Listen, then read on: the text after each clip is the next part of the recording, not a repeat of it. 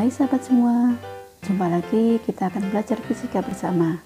Untuk kali ini kita akan belajar tentang gravitasi Newton. Ini adalah materi lanjutan pada bab hukum dinamika Newton, yang dimana waktu itu ada 3 hukum Newton, 1, 2, dan 3. Gaya gravitasi mempengaruhi gerakan planet-planet dan juga benda-benda angkasa lainnya. Adanya gaya gravitasi juga akan menyebabkan mengapa benda itu jatuh menuju ke permukaan bumi. Gravitasi bumi merupakan salah satu cirinya bumi, yaitu benda-benda ditarik ke arah pusat bumi. Newton membuat kesimpulan bahwa gaya tarik bumi yang bekerja antara dua benda sebanding dengan perkalian massa-massanya dan juga berbanding terbalik dengan kuadrat jarak antara keduanya. Hal ini dapat dituliskan secara matematis. F atau gaya gravitasi akan sama dengan G, itu adalah konstanta gravitasi, M1 kali M2, M itu adalah massa masing-masing bendanya, dan berbanding terbalik atau per R kuadrat. Jadi F sama dengan G M1 M2 per R kuadrat. Konstanta gravitasi atau tetapan gravitasi itu besarnya adalah 6,674 kali 10⁻⁻11 meter kuadrat per kilogram sekon kuadrat. Gaya merupakan salah satu besaran vektor, sehingga ketika sebuah benda nanti dipengaruhi oleh lebih dari satu buah gaya, maka untuk menentukan besar gaya resultannya atau gaya penjumlahannya itu akan menggunakan penjumlahan dengan cara vektor. Misalkan di sini ada 3 buah benda, M1, M2, dan M3. Kemudian ketika ditanyakan berapakah gaya gravitasi misalkan di benda yang pertama, maka di sini ada benda pertama dengan kedua F12, benda 1 dengan 3 F13, kemudian penjumlahannya dilakukan dengan penjumlahan vektor.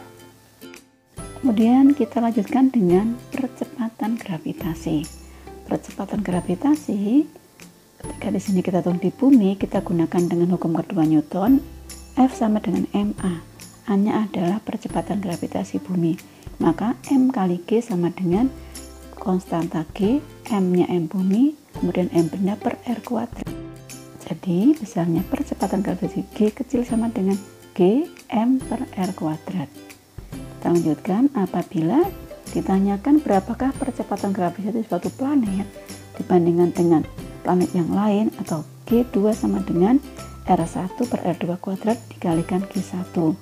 Ketika ditanyakannya di ketinggian tertentu, maka G aksen sama dengan R kuadrat dibagi dengan R plus H kuadrat kalikan dengan G yang sudah diketahui. Di sini H adalah ketinggian dari benda di tempat yang ditanyakan. Kemudian kita lanjutkan dengan materi tentang hukum Kepler. Keberadaan gaya gravitasi itu sangat terasa pengaruhnya. Salah satu hal yang menarik adalah efek gravitasinya pada keteraturan gerak planet dalam berevolusi terhadap matahari. Model pergerakan planet ini sangat populer yang dipelajari oleh Johannes Kepler dengan hukumnya hukum pertama Kepler, hukum kedua Kepler, dan hukum ketiga Kepler. Hukum pertama Kepler di sini mempelajari tentang bagaimana bentuk lintasan orbit planet-planet. Dengan bunyi, lintasan setiap planet ketika mengelilingi matahari berbentuk elips, di mana matahari terletak pada salah satu titik fokusnya. Jadi model ini nanti dapat dilihat pada gambar berikut ini. Lintasan planet itu berbentuk elips, kemudian mengelilingi matahari. Matahari berada pada salah satu titik fokusnya. Di sini ditandai dengan F1 dan F2. Jadi matahari di titik F1, kemudian ada planet P. Nah, di sini matahari berada pada salah satu titik fokusnya elips, yaitu pada F1-nya. Ada namanya titik perihelium, jadi titik yang terdekat dengan matahari, dan titik aphelium. Jadi sebuah titik di mana di sini adalah paling jauh letaknya dari matahari. Maka gerakan ini adalah dipelajari pada hukum pertama Kepler. Kemudian hukum kedua Kepler menjelaskan tentang kecepatan orbit dari suatu planet. Bunyi dari rembang keduanya yaitu setiap planet bergerak sedemikian sehingga suatu garis khayal yang ditarik dari matahari ke planet akan mencakup daerah dengan luas yang sama dalam waktu yang sama. Dari bunyi hukum kedua Kepler tadi dapat digambarkan sebagai berikut. Jadi matahari di sini akan melingkupi sebuah garis khayal yang akan mencakup pada di sini adalah di luasan A dan luasan B. Luas A itu akan sama dengan luasan B. Jadi ketika di situ ada planet yang beredar mengelilingi matahari akan melingkupi luasan yang sama dalam waktu yang sama. Kemudian hukum ketiga Kepler itu menjelaskan tentang periode revolusi setiap planet yang mengelilingi matahari.